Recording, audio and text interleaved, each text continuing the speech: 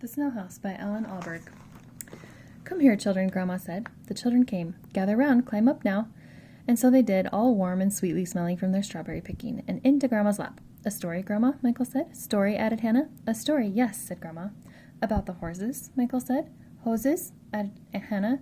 "No, no hoses this time, sweetheart." Grandma cuddled them up inside her mighty arms. "This time," she gazed across the dusty evening garden, "this time it's the turn of something else." Once upon a long, long time ago, there was a boy and his sister and their little baby brother who all of a sudden got so very, very small that they could leave the house of theirs by a crack under the door and no one notice.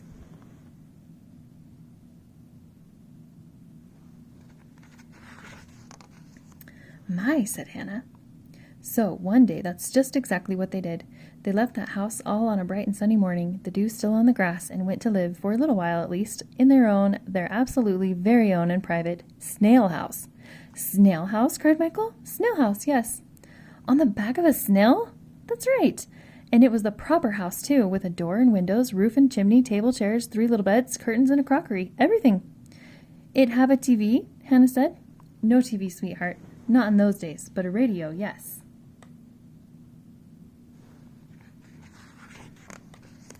So there they lived in that house, which, of course, was a moving house, and they kept it spotless clean, dusting the furniture, sweeping the floor, washing the windows, and they fed that snail friend of theirs as well, with bits of lettuce and such. And they read books, hung their washing on the line, minded the baby, and had adventures, Michael said. "And had adventures," Grandma said. 3 adventures, actually. "1 each," said Michael. Sort of." Grandma leaned across to the baby in his stroller. His little cotton sun hat had slid down over his sleeping face. She moved the hat aside. The first adventure that those children had was the earthquake. One minute they were having breakfast, and the baby in his high chair, the sun shining, grasshoppers chirruping, radio on. Then, all of a sudden, wallop! The whole snail house shook. Plates smashed, chairs fell over, and that poor old snail himself just wobbled like a jelly. "It was a human being, I'll bet," cried Michael, "stamping around." "Or a pussycat," added Hannah. "Nope, no person caused that sudden thump, nor pussycat neither. No, you'll just about never guess." Grandma waved a flitting moth away. "You see, what caused that earthquake was an apple." "Falling from a tree?" cried Michael. "That's right, bouncing upon the orchard grass like a bomb, and missing the snail by inches."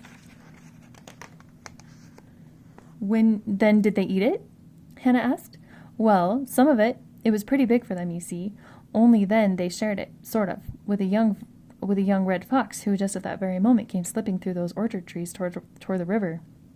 "After the ducks," said Michael. Grandma shuffled her load of children and made herself more comfortable on the wide veranda steps. Traffic hummed in the distant road, headlights faintly gleaming in the gathering dark.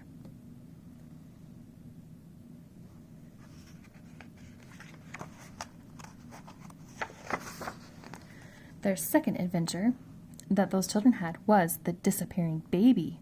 He just crawled off one time while his brother and sister were playing catch, for only a moment, it seemed, and was lost from sight in the forest of grass. Well, those children, once they realized what had happened, looked everywhere for that infant, ever more frantic and tearful, too, till, lo and behold, they spotted him.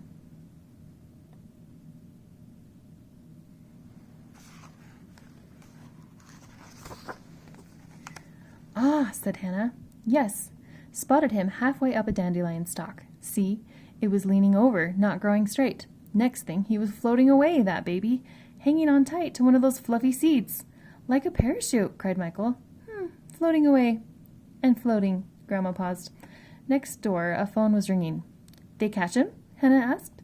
"By and by, oh yes, after much puffing and running and chasing, they caught him and carried him home." "To the snail house," Michael said. "The snail house," Grandma said. The third adventure, though, was the scary one. That phone again, and now a dog barking. This began one evening right after a shower of rain, the drops like sacks of water exploding all around. The snail house was moving through the half-light and the dampness, conditions which a snail most loves, when there was a heavy movement above, a shadow. The children felt it in their house and peeped out of the window. "What did they see?" said Hannah. "I know," said Michael.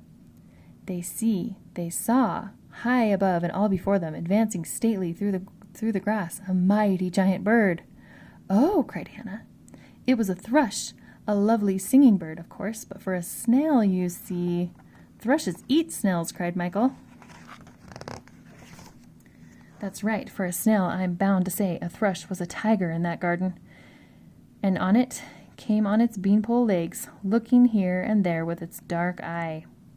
"They smashed their shells on a rock," cried Michael. "No," cried Hannah. "Well, that poor old snail just tucked its head in and hoped.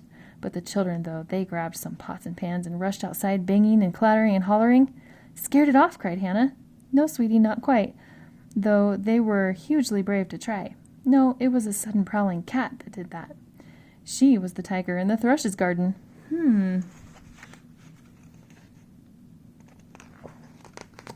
Just then another actual cat came, brushing against them in the darkness on the veranda. Then up that thrush went flying into a tall tree, and off that cat went prowling some more. "Here's your cat, Grandma," Michael said. "Monty, Monty," Hannah called, and by, off and away, on its ever-shiny trail went the snail house, under the brightening stars, down at last come midnight, to the very water's edge, to watch the river flow.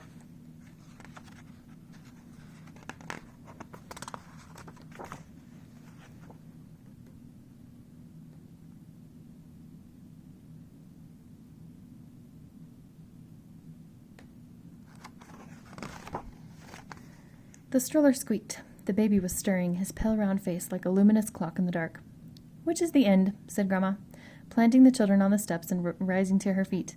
Next day, having properly thanked the snail for his house and hospitality, they went back to their proper size and home. In the kitchen, Michael put on the light. Grandma, the slowly waking baby now in her arms, came following after. Out on the veranda, Hannah was standing, yet gazing into the muffled blackness of the garden. The cat was sitting on the top of the veranda step, while over and beyond the invisible hedge, horses were whinnying.